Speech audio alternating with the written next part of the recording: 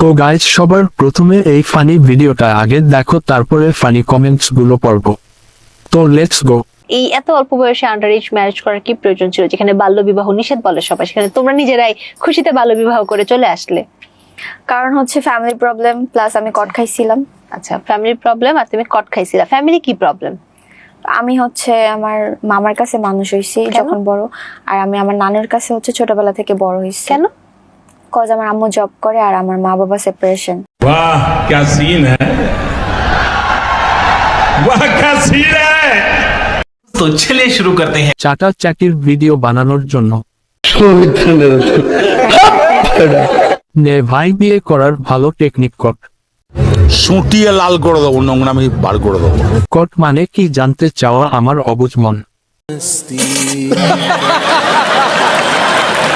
এক ফুকিনি আরেক ফুকিনিকে নিয়ে আসছে। ये क्या बक रहे हो मादरचोद? ভাবনা সোজা এইদিকে।